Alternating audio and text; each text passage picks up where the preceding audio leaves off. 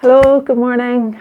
I wanted to do a quick drawing this morning. I didn't get one done last night, so I'm a little bit behind in posting this video. So I'm just I was getting exasperated there with the fucking, sorry, the camera stand. The tripod hasn't arrived yet, and it's just teetering on top of a picture frame just now. And it would be great actually if somebody just sorted the dog, the camera, life in general, and just let me get on with this. Carry on. Oh, gee, she's got caught up in the microphone. All right. Okay. But failing, perfection, as Delacroix said, apparently, he who seeks perfection in everything achieves it in nothing. So I'm just going to do my best here. I've got some brown paper. I actually have no idea really what I'm going to do. Oh, Maisie. Oh.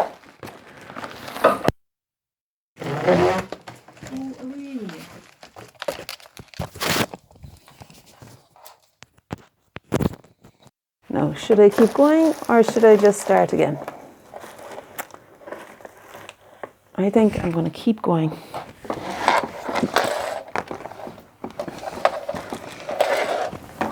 Okay. Go away. Go away, Maisie.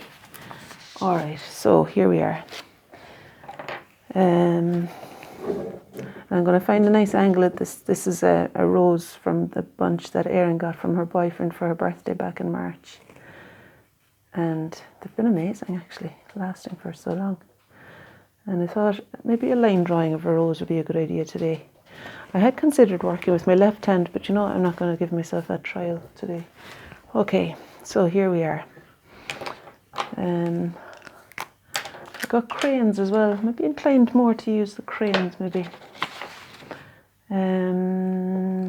I'll start with the white crayon. All right. Crayons don't make such an impact on the brown paper, but you can just about see them. And I think it's no harm having something different, a different mark for making the flower than the leaves and stuff. So let's see how this goes. I'm just going to try and locate all the little geometric shapes that I'm seeing in the folds of the rose there.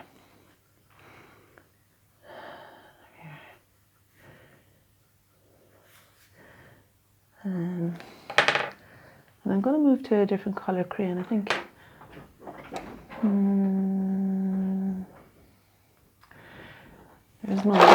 There's no kind of yellow ochre crayon, but I've got oil pastels here. I'm just going to use the kind of yellow ochre, although it's not a bit yellow ochre, is it?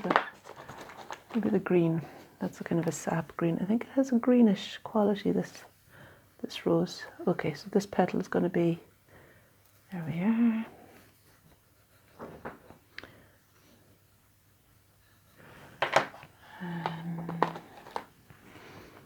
I've also got, it's handy having the oil pastels there. I hadn't anticipated using them really.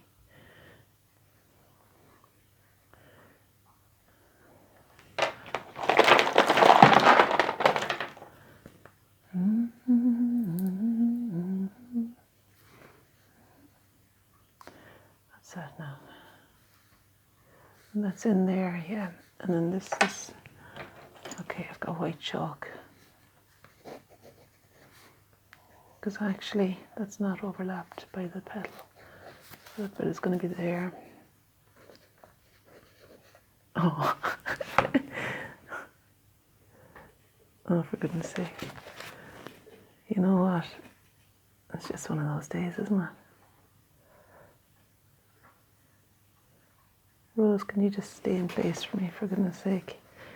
And there'll be a bit of brightness on that petal there. No, I shouldn't really. Well, I can do what I want, but I was going to say not to say it's one of those days, but it's just one of those moments, wasn't it? That was just a moment, which actually maybe stops me being so precious about myself. No, I'll try the crayon again. You see what's happening there? Yeah, there's something going on anyway. I actually wanted to, there it is, dropping again. I wanted to talk to you as well about an exercise I've been doing that my sister encouraged me to do, which has been really lovely for me actually. Every day, there's this idea of writing a gratitude list. I've got this lovely handmade notebook that my friend Susan made for me. Every day to write, where is it? There we are. To write, a gratitude list, and then to draw something that brings you joy. And so every day I wrote my list, and then inside in bed at night time I would start drawing something that brought me joy, like the sun shining on the water. So that was basically the feeling of the sun shining on the water. I went for a walk into some lovely woodland a few weeks back, and just different things that came to me, kind of feeling of heart opening. Tree, yeah. So anyway, it's just for myself. Up until now it had been, but it's really just to say what a nice thing it is to actually do something creative related to the gratitude.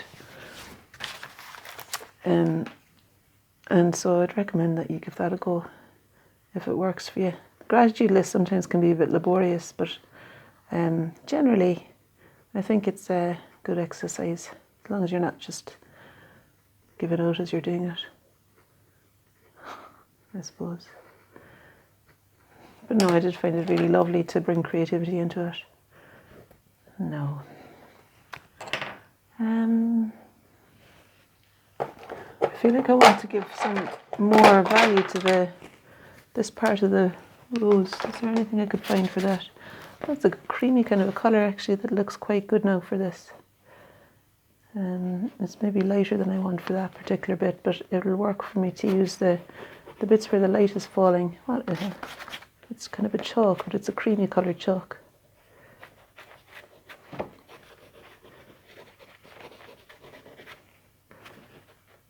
You know, a rose is really a fine, elegant kind of a thing, isn't it? Although sometimes you can see, you see these, like, I know my friend Bridget Hunter does amazing roses in oil paint, really kind of economic mark making, and just, they're lovely, rich, luscious roses. Look her up, Bridget Hunter. Now this one is kind of a far cry from that, but at least I'm doing it. Okay, so there's the leaf coming down there. Do you know, there's a lot to be said for actually at least doing it. In fairness, every single day to dedicate, even if it's only 1 single minute, to some kind of expression, whether it be singing and dancing around the kitchen to your favourite song, some sort of thing like that. Honestly, I think we're here to do, you know, I feel like that really shifts the energy for me anyway. Or doing a quick drawing on the back of an envelope, you know. So this isn't about the technique of, thank God, how to draw a rose. It's more showing up for myself and for the process that I've engaged in here, and just saying, right, okay, maybe I'm not on fire today with my drawing, but I'm showing up, and that in itself feels good. The charcoal is a little more forgiving here actually. I'm able to negotiate the twists and turns, and it feels less critical because I know I can lift it off more easily than whatever I was using earlier. It's a forgiving medium charcoal. Okay. I think I already used that there. It's not really having much of an impact, that green, but it seems to be the colour that I'm wanting. See, on the brown paper, oil pastel in that colour now might work. Yeah. So I think we are kind of assisted in some way once we make that little agreement to ourselves to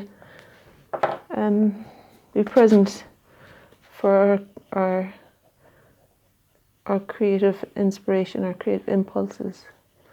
Once we actually show up, I think help arrives.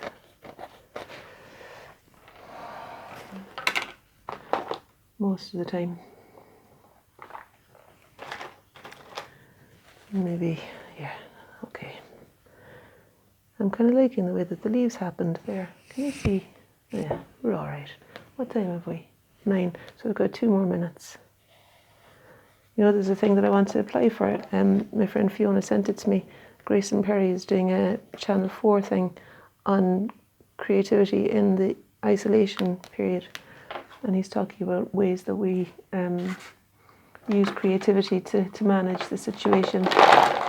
And he's inviting members of the public.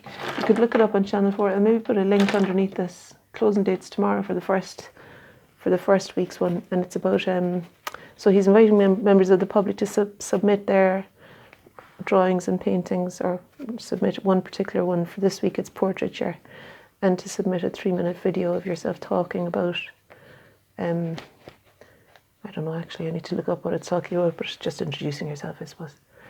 And then they might pick you to be on the Channel 4 programme, and they're going to create some sort of a series about art in isolation, and an exhibition will develop through it and things. Sounds interesting anyway. I like Grayson Perry. I like his attitude of openness and his honouring of the creative.